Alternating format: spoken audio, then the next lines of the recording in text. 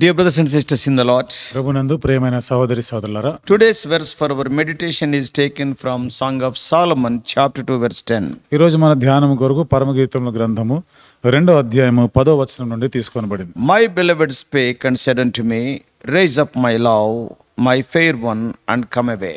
ఇప్పుడు నా ప్రియుడు నాతో మాట్లాడుచున్నాడు, నా ప్రియురాల సుందరవతి లెమ్ము రమ్ము. This verse is a beautiful depiction of love and devotion.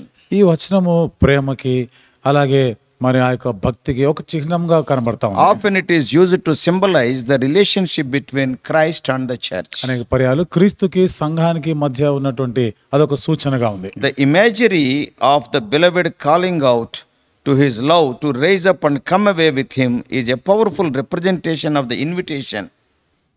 ప్రియుడు ప్రియులని లెమ్ము రమ్ము సుందరవతి అని ఇక్కడ పిలుస్తా ఉన్నప్పుడు ఎంతో శక్తివంతమైనటువంటి ఒక ప్రాతినిధ్యం వహించే ఆహ్వానంగా కనబడతాయి. That is to come very near to me. నాకు సమీపముగా రమ్ము. So that speaks of the Lord's desire to have intimate relationship with the church. ఇది సంఘముతో కూడా సన్నిహితమైనటువంటి సంబంధం కలిగి ఉండవలసిందిగా దేవుడు కోరుతా ఉన్నాడు. So in the context of the Song of Solomon, ఈ పరమగీతముల గ్రంథం యొక్క సందర్భంలో this verse is a part of a love poem between the beloved and his bride. ఈ వచనము మరి ప్రియుడికి తన యొక్క మరి పెళ్లి కుమార్తెకి మధ్య ఉన్నటువంటి ప్రేమను గురించి మాట్లాడుతుంది. So the beloved is expressing his desire for his bride to join him. ప్రియుడు తన ప్రియురాలితో కూడా కలుసుకోవలసిందిగా ఆయన ఆశిస్తా ఉన్నాడు, రమ్మని చెప్తున్నాడు. To raise up and leave behind the worries.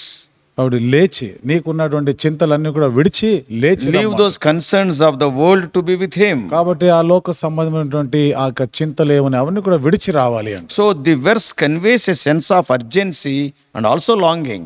ఈ వచనంలో ఒక అత్యవసరమైనటువంటి పరిస్థితిని గురించి ఎంతో వాంఛిస్తూ కూడా ఆయన రమ్మంటున్నాడు. As the beloved beckons his love to embrace a life of intimacy and communion, the bride should have with him. కాబట్టి ఈ ప్రియుడు ఆ ప్రియురాలు తనతో కూడా ఎంతో సన్నిహితమైనటువంటి ఆ ప్రేమ సమీపత్వాన్ని కలిగి ఉండాలని కోరుతున్నాడు. One of the central themes of the Song of Solomon is the celebration of love and the beauty of human relationships. పరమగీతంలో ఉన్నటువంటి కేంద్రమైనటువంటి ఒక మాట ఏమిటిదంటే మరి దేవునితో సంబంధాన్ని గురించి, ప్రేమను గురించి, celebration of love, ప్రేమను గురించి మనం and the beauty of human relationships. మానవ సంబంధాలకు సంబంధించినటువంటి ఆ రమ్యమైన సంగతి గురించి మాట్లాడు. So this verse emphasizes the deep connection and intimacy between the beloved and his bride. ఈ వచనము ప్రియుడు ప్రియురాలికి మధ్య ఒక లోతైనటువంటి ప్రగాఢమైనటువంటి ఆ యొక్క సంబంధాన్ని గురించి, సన్నిహిత్యాన్ని గురించి చెప్పేది కాదు. So that is reflecting the longing for closeness and union in romantic love. కాబట్టి సమీపత్వంగా వారికి ఆ ప్రేమలో వారు ఎంతో సమీపంగా ఉండాలి అటువంటి ఐక్యతను గురించి మాట్లాడేది. And what the beloved is telling? ప్రియుడు ఇంకా ఏమని చెప్తున్నాడు? Come away. రమ్ము అంటున్నాడు. What does it mean? అంటే అర్థం ఏంటిది? It speaks to the desire to escape the distractions and the pressures of the world.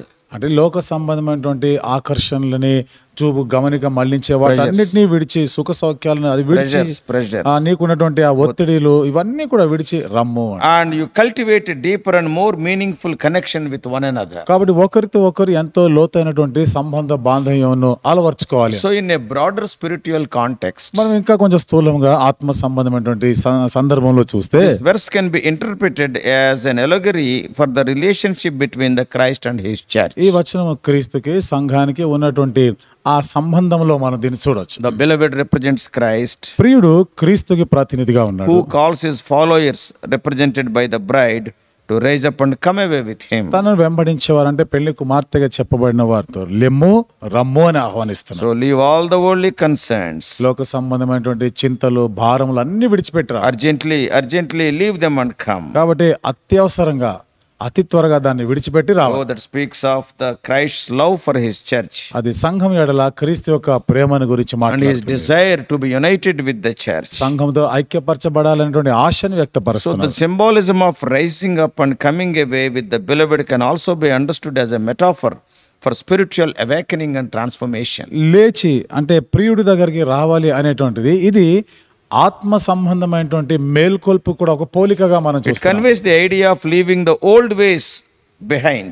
పురాతన మార్గములన్నీ కూడా వెనక విడిచిపెట్టేసి రావాలి అని Start a new life in Christ. క్రీస్తునందు నూతన జీవితాన్ని ఆరంభించాలనేటట్టుగా కూడా ఉంది. The invitation to come away with the beloved represents a journey of faith. చూడండి, ఆ ప్రియుడు రమ్ము అని పిలుస్తున్న ఈ ఆహ్వానంలో విశ్వాస సంబంధమైనటువంటి యాత్రను గురించి కూడా మాట్లాడారు. Leaving everything and coming means you must have faith to leave all those things. అన్ని విడిచిపెట్టి రావాలంటే దానికి తగ్గ విశ్వాసం నీకు ఉండాలి కదా. And a willingness to be transformed by the love and grace of Christ. క్రీస్తు యొక్క ప్రేమ కృపను బట్టి రూపాంతరం చెందడానికి మనం ఇష్టపడాలి. Furthermore, ఇంకా మనం చూస్తాం, the verse can be seen as an exhortation to pursue intimacy with God and to prioritize the relationship with Him above all. ఈ వచనంలో అన్నిటికన్నా ఎక్కువగా దేవునితో మన సంబంధము కలిగి ఉండే దాని గురించినటువంటి ఒక హెచ్చరిక కూడా ఉంది. It speaks of setting aside the worldly distractions లోక సంబంధమైనటువంటి మరి మన చూపుని మళ్లించే వాటన్నిటిని కూడా విడిచిపెట్టాలి. and focusing on cultivating a deep, abiding connection with God. దేవునితో ఎంతో లోతైన నిలిచి ఉన్నటువంటి ఆ సంబంధాన్ని మనం అలవర్చుకోవాలి. The beloved's call to His love to raise up and come away can be seen as an invitation to prioritize spiritual intimacy and to seek a deeper communion with God. ప్రియుడు ప్రియురాల్ని లెమ్ము రమ్ము అని చెప్పడంలో ఇక్కడ దేవునితో ఒక లోతైనటువంటి ప్రేమ బాంధవ్యము, ఆయనతో సంభాషణ జీవితాన్ని కలిగి ఉండాలనేటువంటి ఒక ఆహ్వానం. So this verse is a powerful and evocative verse that speaks of the themes of love, intimacy and spiritual ఈ awakening. వచనం ఎంతో శక్తివంతమైనటువంటి ఆత్మీయమైనటువంటి మేల్కొల్పు గురించి, ప్రేమను గురించి, సన్నిహిత్యం గురించి మాట్లాడేది. Whether interpreted as a celebration of human love or as an allegory for the relationship between Christ and the church, the verse conveys a profound sense of longing and devotion. మానవ ప్రేమ వేడుకగా చేసుకునే విషయంలో కానీ, ఆత్మ సంబంధం విషయాల్లో మనం దేవుడికి సమీపంగా వచ్చేదాని గురించి అయినా ఈ వచనం ఎంతో ప్రగాఢమైనటువంటి ఒక అర్థసహితమైనదిగా ఉంది. And it is expressing the deep longing and devotion. ఇది ఎంతో లోతైనటువంటి వాంఛని, భక్తిని చూపించేది. It serves as the reminder of the transformative power of love. ఇది ప్రేమలో రూపాంతరం చెందించే శక్తి ఉందని జ్ఞాపకం చేస్తుంది. And the invitation to leave behind the distractions of the world in order to embrace a deeper connection with the beloved. ఆ ప్రియుడితో ఒక లోతైనటువంటి సంబంధం కలిగి ఉండలాగిన మన చూపు గమనిక మళ్లించే లోక సంబంధం వాటన్నిటి కూడా విడిచి రావాలి అనేది. This is the tender call to the love. కాబట్టి ఇది ప్రేమను గురించి ఎంతో మృదువైనటువంటి పిలుపుగా, Ever tender, ever compassionate, ever praising. కాబట్టి ఎంతో మృదువైనటువంటి, ఎంతో జాలి కలది, ఎంతో మెచ్చుకోదగినదిగా. Oh, that husbands could go before their wives through every trial and lead them gently on with such encouraging reassurances, how wonderful the family will be. ప్రతి భర్త కూడా కష్ట పరిస్థితుల్లో, సమస్యాత్మకమైనటువంటి ఆ పరిస్థితిలో ముందుగా కుటుంబానికి ముందుగా వెళ్తూ నడిపిస్తా ఉన్నప్పుడు ఆ దృశ్యం ఎంత చక్కగా ఉంటుంది. Oh, if they call their wives, వాళ్ళ భార్యలను వాళ్ళు పిలిచి, my love, నా ప్రియురాలా, the apple of my eye, నా కనుపాపు లాంటిదా, my one and only, కాబట్టి నాకు మాత్రం ఏకైకటువంటి సుందరవతివి, you belongs to me, నువ్వు నాకు మాత్రమే చెందిన, and whom I find uniquely beautiful. కాబట్టి అసమానమైనటువంటి అందమైనటువంటిది, అందరిలో కూడా సుందరమైన. When you address like that, ఆ రీతిగా నువ్వు చెప్తున్నప్పుడు, only a wife whose heart is made of stone only could refuse to follow the husband who calls her like that. ఈ రీతి ఇంత ప్రేమ ఆప్యాయతో పిలుస్తున్నటువంటి భర్త పిలుపుకి ఒకవేళ స్పందించనిది ఎవరైనా ఉందంటే రాతి గుండె లాంటి హృదయం ఉన్న భార్యలు మాత్రమే. Oh, what he is telling, ఏమని చెప్తున్నాడు? rise up, లెమ్ము, my love, నా ప్రియురాలా, my fair one, నా సుందరవతి, come away, రమ్ము అంట. Oh, he comes to her in love and appeals to her for a response of faith. You believe me? ప్రేమతో వస్తున్నాడు, నా యందు నమ్మిక ఉంచు, నా యందు విశ్వాసం ఉంచమని పిలుస్తాను. Come away, I will take care of you. రమ్ము, నేను నీ గురించి అన్ని జాగ్రత్తలు తీసుకుంటాను. Oh, simple words, but what is this that our beloved is really asking? సామాన్యమైన మాటలే, కానీ మన ప్రియుడు కోరుతున్నది ఏమిటిది? He is asking his bride to leave all the comforts and securities of her home. తన ప్రియురాలు పెళ్లి కుమార్తె తన ఇంటి గృహ సంబంధమైన సుఖ అన్ని విడిచి రమ్మంటున్నాడు. All these days probably she was supported by so many things. ఇంతకాలం కూడా ఎన్నో విషయాలు తను ఆదరించి ఆదుకునే ఉండుంటాయి. He is asking that she leave the gifts to accompany the giver. కాబట్టి అవన్నీ కూడా విడిచి, you leave all those things and follow the giver. All these days she is enjoying the gifts. వాటన్నిటి కూడా విడిచిపెట్టి, ఇంతగానో ఈ ఈవులని ఆనందించి అవన్నీ విడిచిపెట్టి ఈవులను ఇచ్చేవాని దగ్గరికి రమ్మని.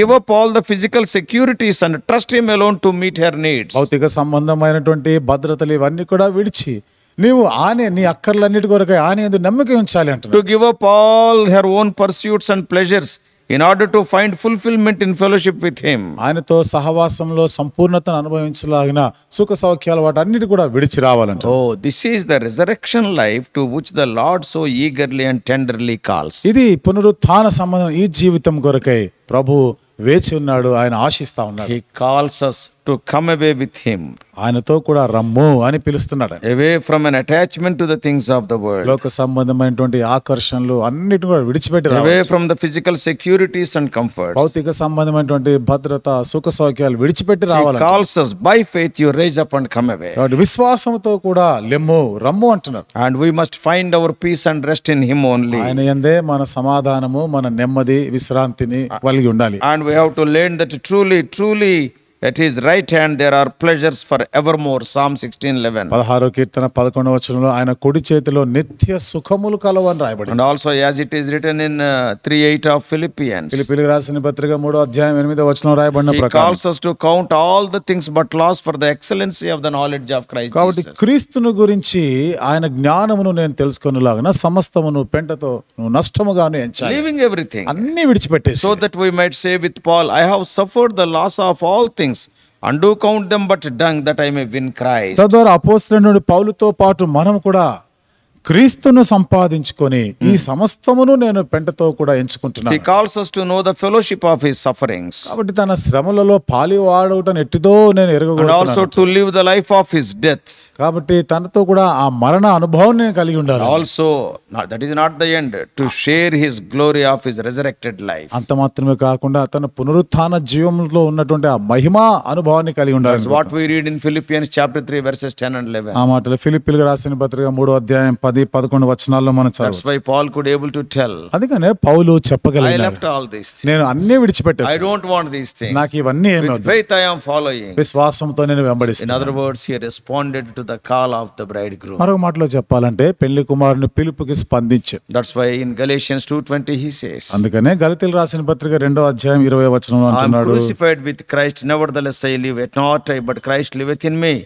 But the life which I now live in the flesh, I live by the faith of the Son of God who loved me and gave himself for me. నేను క్రీస్తుతో కూడా సిలువ వేయబడి ఉన్నాను, ఇకను జీవించువాడను నేను కాను, క్రీస్తే నా యందు జీవించుచున్నాడు. నేను ఇప్పుడు శరీరమందు జీవించున్న జీవితము నన్ను ప్రేమించి నా కొరకు తన్ను తాను అప్పగించుకొనిన దేవుని కుమారుని యందలి విశ్వాసము వలన జీవించుచున్నాను. Oh, if you believe in Lord Jesus, యేసుక్రీస్తు ప్రభునందు విశ్వాసం వచ్చినాడు, you have become a part of his church. ఆ సంఘంలో నువ్వు భాగమై ఉంటే This is the call of our beloved. ఇది మన ప్రియుని యొక్క పిలుపుని చూస్తున్నాం. Rise up, my love, my fair one, and come away. నా ప్రియురాల సుందరవతి లెమ్ము రమ్ము. May God help us to give preeminence to God, our beloved, in our lives, and his loving call to leave all and to follow him. మన జీవితంలో మన ప్రియుడైనటువంటి మన ప్రభు యొక్క పిలుపుకి సంబంధించి అన్నీ కూడా విడిచిపెట్టి ఆయన దగ్గర ఆయననే ప్రేమిస్తూ వచ్చేలాగా దేవుడు చేయనుగాక. May God bless us. దేవుడు మనల్ని దీవించునుగాక. Shall we pray? ప్రార్థన చేసుకుందాం.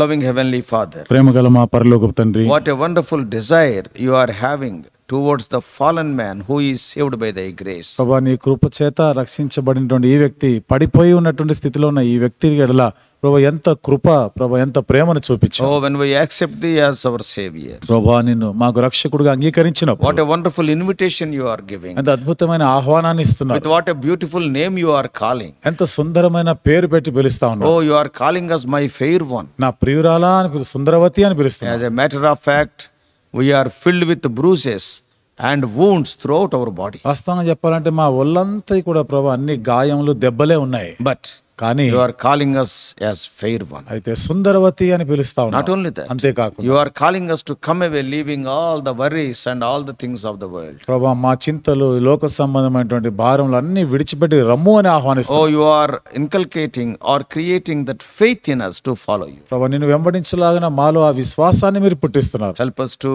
be the true followers of Lord Jesus. యేసుక్రీస్తు ప్రభువుని నిజముగా వెంబడించే వారుగా చేయండి. Help us to give preeminence to him in our lives. మా జీవితంలో ఆయనకే ప్రాధాన్యత ఇచ్చేవారుగా చేయండి. Oh Lord, keep us going by looking unto Jesus. యేసు వైపే చూచుచు ముందుకు సాగిపోయేదానికి సహాయం చేయండి. People may call us fools. ప్రజలు మమ్మల్ని బుద్ధిహీనులు, Oh, వెర్రివాళ్ళని why these people are leaving all this comforts of this world. ఎందుకు వీళ్ళు ఈ లోక సంబంధ సుఖాలన్నీ విడిచిపెట్టేస్తున్నారని. But oh Lord, you are our beloved. అయితే దేవా నీవు మా ప్రియుడివి, You died for us. మా కొరకు మరణించావు. Help us to follow you all the days of our మా life. జీవిత కాలం అంతా కూడా నిన్నే వెంబడించే వారంగా In చేయి. Jesus' precious name we pray. యేసు ప్రభువారి అమూల్యమైన నామములో ప్రార్థించి వేడుకుంటున్నాము తండ్రి.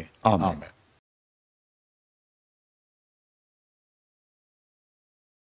God bless you all. Please subscribe for more spiritual messages on YouTube channel John Victor Hebron.